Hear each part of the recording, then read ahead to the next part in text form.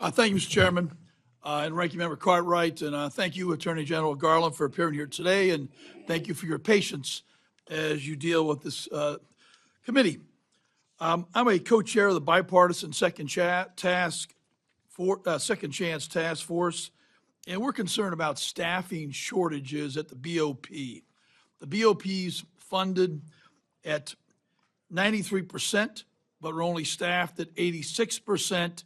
What's happening is education, wraparound services for mental health, et cetera, which can improve our outcomes, job training, get left behind. So we're all in agreement on that. We'd like to figure out how to implement the bipartisan First Step Act successfully.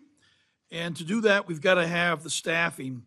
Could you talk a minute about what this does to lead to lousy outcomes where we can't cut our prison budget because we don't give folks a second chance to win and succeed? Thanks for the question. I think the First Step Act was extremely important. By focusing on education of inmates, it helps reduce recidivism after people leave. And of course, if we can reduce recidivism after reentry, we can drive down the violent crime rate and prevent it from going up. The Bureau of Prisons makes every effort to ensure that the staffing shortages that you're referring to don't impact the First Step Act programming as well as the medication-assisted treatment programming. But to be frank, if you're asking me what we need most in order to protect the ability to have full staffing at the Bureau of Prisons, we need the money for hiring and retention incentives. Being a correctional officer or being a First Step administrator, these are dangerous jobs in facilities that have not been kept up over decades, and where there are adjoining facilities, sometimes state and local facilities, that pay more money.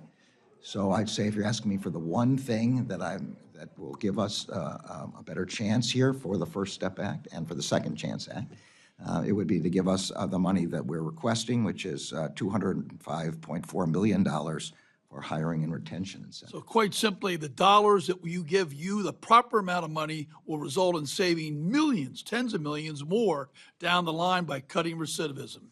I do think that the money we have to provide more incentives for people to stay on the job in the Bureau of Prisons means that the chances of reducing recidivism will increase. That sounds like a smart investment to me. Second quick question. 75% of BOP inmates do not have a photo ID when they leave prison. They can't secure housing, apply for jobs, open a bank account, federal benefit programs, etc. The Bureau is addressing this by providing some IDs to U.S. citizens now.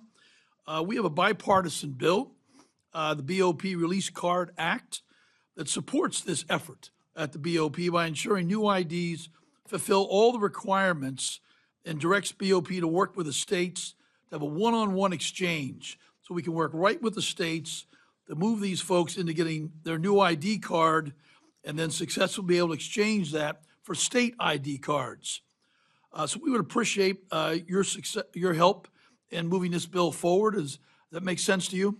Yeah, we would be happy to give technical assistance, and I think our staffs may have already consulted on this, but of course we'd be happy to give technical assistance. The BOP has implemented its own release ID program in October of 2023, and they're on track for full implementation by this spring. Excellent, thank you. The DEA has extended current telemedicine flexibilities for prescribing controlled medications through December 31, 24. But there's not a revised proposed rule, and many patients are at risk of losing access to prescriptions needed for mental health and substance use disorder. Last year, my colleagues and I expressed concerns about the proposed DEA rule that would have limited patient access to buprenorphine and encourage an evidence-based approach to make permanent the use of audio-only or audio-visual telehealth technology for buprenorphine prescribing.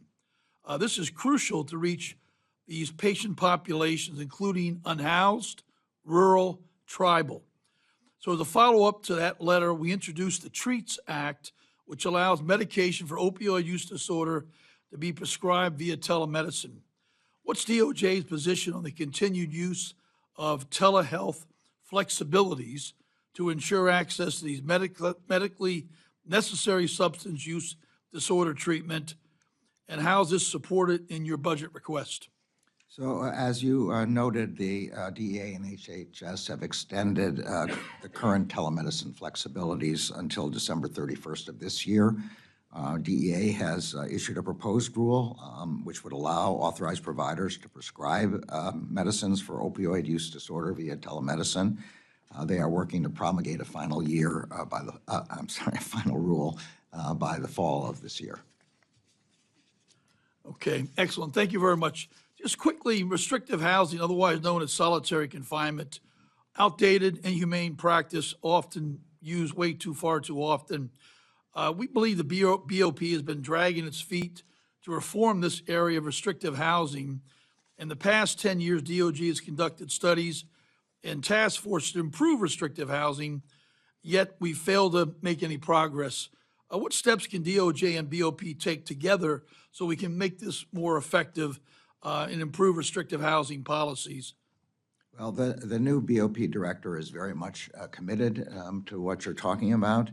BOP recently published a proposed rule on discipline designed to reduce the use of restrictive housing for disciplinary segregation. BOP is trying to hire more psychologists and provide de-escalation training, which would help reduce the need for restrictive housing.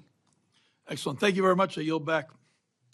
General Garland, if you would please move the microphone closer to Oh, I'm sorry. to you. We're having a little I don't know trouble if I can hearing. I can't move the microphone.